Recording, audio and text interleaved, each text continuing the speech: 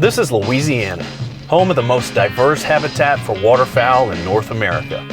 From the top of the state to the bottom of the boot. We'll hunt with the Cajuns in the marsh, those country boys up in the timber, and every field, beaver pond, and cypress break between them. So sit back and enjoy our state. This is Louisiana Wetlands. On our first stop this season, we checked in with John Despino and Brett Herring of Shell Shock Guide Service and Lodge at Catahoula Lake. We met them last year on our first hunt at Catahoula. Their lodge looked a lot different back then. I'm Brett Herring. Brett's about to talk all serious about duck hunting, but don't let him fool you. You gotta keep your eye on that one. I started up Shell Shock Guide Service in 2010. Me and John came to the understanding that he was going to take over as the new owner of Shell Shock. John bought this lodge last year and has renovated it, and as you can see in the lodge, he's done a tremendous job on it.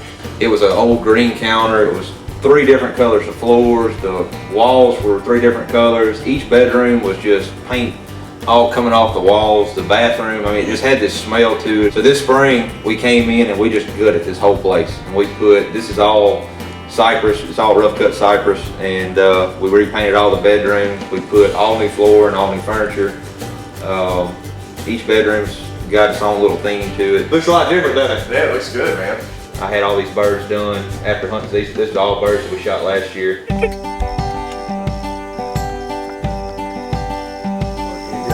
Blessed. Spence is our taxidermist. He's the taxidermist. He's from down around Laurelville. He does all our work for all our clients and takes care of it for us. And he does a wonderful job, and a lot of people look at his stuff and they say, well, that's awesome. He said, well, I have 2 different types. He goes, I have a competition grade and I have a commercial grade. Typically what most people get done is a commercial grade, but his competition grade, with things he takes to the shows with him, it's hard to believe it, but they're even more detailed than the ones that you see on his commercial grade. So it's a little bit more, but if it's a true trophy that you know you're going to keep forever, I'd recommend spending extra money on it because it's amazing.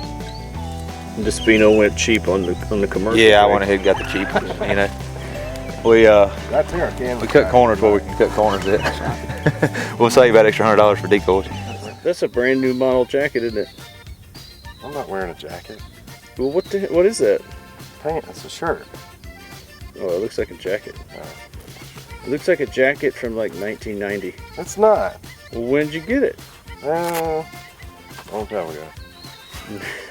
Not 1990. Last year was one of the worst on record for Louisiana's duck hunters. We all managed to scratch out a season, and the last 2 weeks in the timber were incredible. But the change in farming practices and the warm weather stalled the ducks on their migration to the coast, and Catahoula Lake was not immune. Duck season last year was really tough for us. It was the slowest year I've seen in a long, long time, probably that I've ever seen. Within that 2 weeks prior to duck season, we got 28 inches of rain and it completely flooded the entire area. When that happened, Catahoula Lake went from no water whatsoever to 13 feet of water. So most all of our blinds out there were just unhuntable. We had to get in floating duck blinds. The rain really scattered the ducks all the way down the Mississippi Flyway. That was the highest that we had ever seen the lake. It was at record highs. I don't think anybody in their lifetime had ever seen it that high.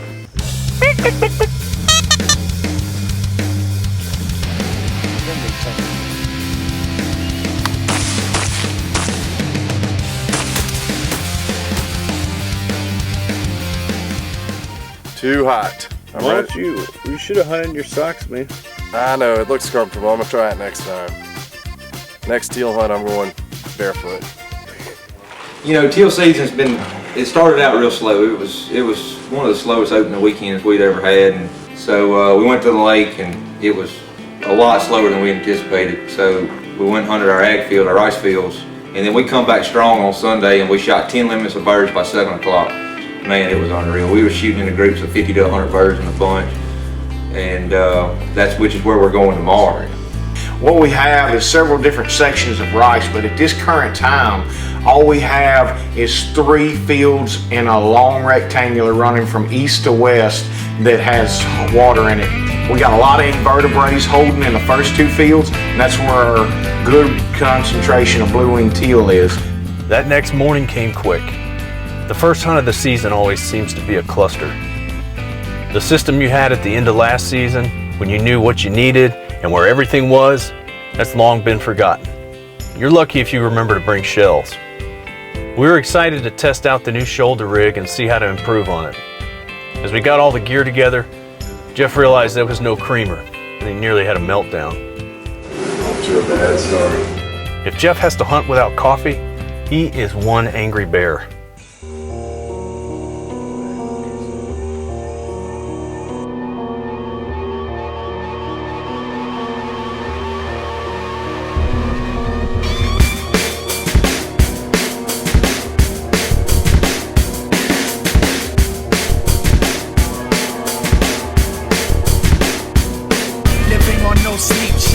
This love has got me gridlocked. Look into my eyes, I'm running straight bloodshot. Devoted patriot, I've been up all night long. Some may find it somewhat wrong, but now what else you got? Should I lay my head to rest, waiting for another day? Should I stop to smell the roses like the wise men say? This drive inside of me is killing me, and I deserve it. I feel myself fading, and I'm still convinced it's worth it. I'm running it, bloodshot fanatical. Can't take time for sabbatical. Won't make this mathematical. I'm running straight bloodshot.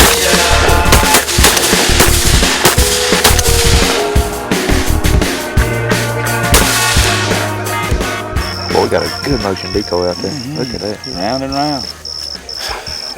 You're probably gonna jump up and fly off in a minute. You've seen them do that. I know you have. Oh yeah. I've done them on that farm. Left them there, thought they were dead. Next thing you know, you see them jump up and fly off. You won't be catching me off guard. I'm playing it die hard, even if it's making no sense. Time stands still. I know that next hour's creeping. I'm at it, always, never stopping, never sleeping. Finally, yes, I found something I could give my life to. Don't think I could ever. These boots are hot, but it was worth it. Was it, or was it not at all worth it? It was worth it. So Definitely worth you're it. happy though? Absolutely. Catahoula Lake has a long and rich tradition of duck hunting. It's a tight-knit group, and despite it being a public lake, the blinds are passed down for generations. The families are extremely protective of their claim. You build a blind too close to someone, and you may find it's just smoking embers when you come back to hunt it. Now, to get the true feelings of duck hunters on Catahoula, you just need to spend some time down here. But this is the politically correct explanation. There's a lake law. It's 300 yards. You don't go under 300 yards. All right. You don't just come stick a blind up where there's been a blind for 20 years. Absolutely. You know. With that being said, if somebody comes up and hunts John's blind, that's absolutely fine. Nobody has a problem with anybody coming and hunting the blinds on Catahoula. We just ask for you to be courteous while you're there.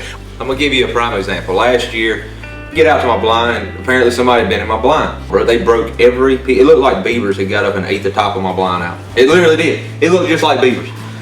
So, you know, and I had brush laid up in my blind. I keep extra brush in my blind. They didn't even put the brush in anyway. So we put all the brush back up there. Next, if you're gonna do that, and that's fine. And you know, it's gonna happen. You can't. It's a public lake. You can't keep people out. And now we do lock up some of our floaters, but you know, if you're gonna hunt the lake, just don't break the guy's brush. You know, don't leave your trash in their blinds.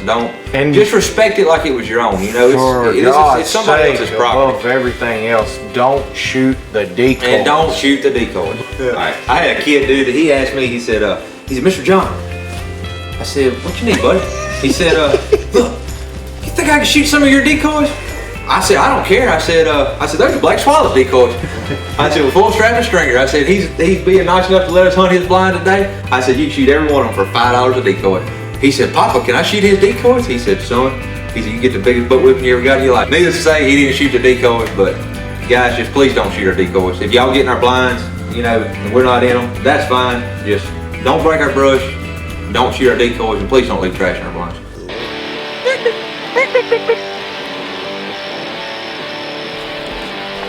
Make a good man fine all the time. Drink some wine and have a good time.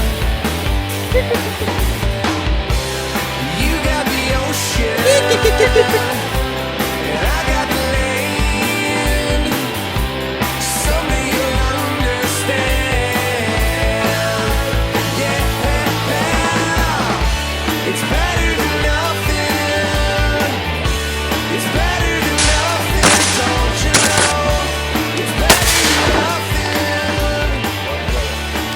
You get all that on camera? Did Brett tell you I killed a bandit one the other day? No, I saw him. You did? Cutaway. He's telling us, hey, look, dude, get close, but don't get much closer. That's right. I'm telling you, Fred and Dan are down. I ain't seen them in days. When you get a survivor in the group, it's all over. That's right. You know? The birds stopped flying about the time the crop duster took off, and we started to pack up. But we had all the shots we needed to make the first episode. We had drone footage, kill shots, dogs in slow motion, a little education, and we even got that shot of everybody popping out of the blind together at the same time, from 2 different angles, in slow motion. Just a couple teals short of our limit. It was a great time, and we got the birds ready for their photo op.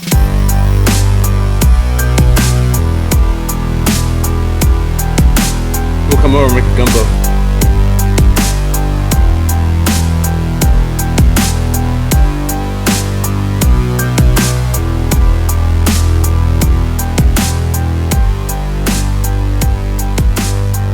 Did you see that? I told you. Got to keep an eye on him. It is very hot, and I am ready to go. We had a nice hunt, plenty of birds, but it's done. You're not mad at me for taking you teal hunting? No, sir. All right, let's go.